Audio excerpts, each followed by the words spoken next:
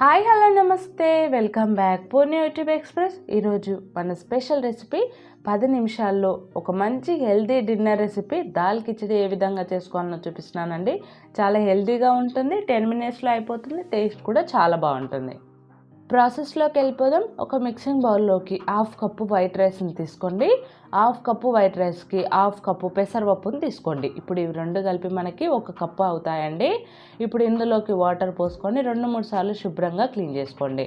మీరు కనుక weight loss అవ్వాలనుకున్న, weight maintain చేసుకోవాలనుకునే వాళ్ళు వైట్ రైస్ ప్లేస్లో బ్రౌన్ రైస్ తీసుకోండి. మీకు వెయిట్ లాస్లో చాలా బాగా ఉపయోగపడుతుంది.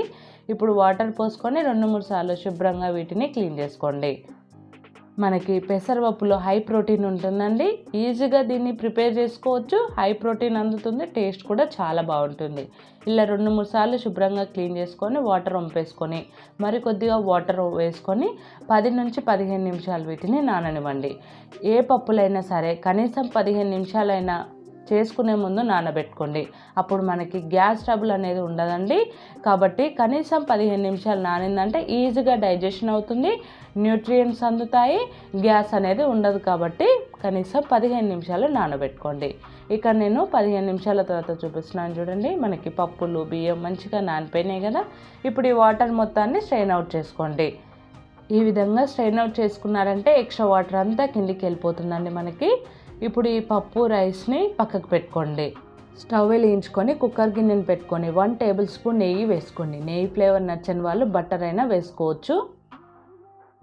ఈ నెయ్యి కరిగిపోయిన తర్వాత 1/2 టేబుల్ స్పూన్ జీలకర్ర వేసుకొని 3-4 ఎండుమిర్చిని వేసుకోండి. అలాగే కొద్దిగా కరివేపాకు కూడా వేసుకొని వీటిని కొద్దిగా ఫ్రై చేసుకోండి.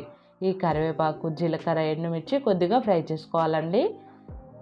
ఇవి ఇలా ఫ్రై అయిపోయిన తర్వాత ఇందులోకి 1/2 టేబుల్ స్పూన్ అంతా పసుపు వేసుకోండి. పసుపు వేసే క్లిప్ అనేది మిస్ అయిపోయిందండి. అలాగే 1/2 టీ స్పూన్ అంతా ఇంగువ వేసుకొని ఇప్పుడు ఇందులోకి వాటర్ వంపేసుకున్న బియ్యము పప్పును ఇందులోకి వేసుకొని స్టవ్ని మీడియం ఫ్లేమ్లో పెట్టుకొని నెయ్యిలో ఈ పప్పు ఇంకా రైస్ని 2 నిమిషాలు ఫ్రై చేసుకోండి. ఇలా ఫ్రై చేసుకున్నారంటే మనకి కిచిడి అనేది ఎక్స్ట్రా టేస్టీగా ఉంటుందండి. కాబట్టి 2 నిమిషాలు ఫ్రై చేసుకుంటే సరిపోతుంది. 2 నిమిషాల తర్వాత చూడండి మనకి మంచిగా ఫ్రై అయిపోయినాయి కదా నెయ్యిలో. ఇలా ఫ్రై అయిపోయిన తర్వాత ఇందులోకి ఏ కప్పుతో అయితే మనము పప్పు ఇంకా రైస్ని కొలుచుకున్నామో అదే కప్పుతో 3 కప్పుల వాటర్ని వేసుకోండి. మనము పప్పు ఇంకా బియ్యం అనేది 2 కలిపి 1 కప్పు అయ్యాయి కదా, అదే కప్పుతో 3 కప్పుల వాటర్ని వేసుకున్నారంటే కరెక్ట్గా సరిపోతుందండి.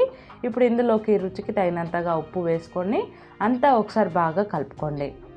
ఈ విధంగా కలుపుకొని టేస్ట్ చూసుకొని ఉప్పు సరిపోయిందో లేదో చూసుకోండి. సరిపోకుంటే మరి కొద్దిగా వేసుకొని కలుపుకోండి. ఇప్పుడు కుక్కర్ మూతని పెట్టుకొని స్టవ్ని మీడియం ఫ్లేమ్లో పెట్టుకొని 4 విజిల్స్ రానివ్వండి. 4 కంటే 1 కూడా ఎక్కువ రానివ్వద్దండి. 4 వస్తే కరెక్ట్గా సరిపోతుంది. 4 విజిల్స్ వచ్చిన తర్వాత ఆవిరంతా పూర్తిగా పోయిన తర్వాత కుక్కర్ మూతని ఓపెన్ చేయండి.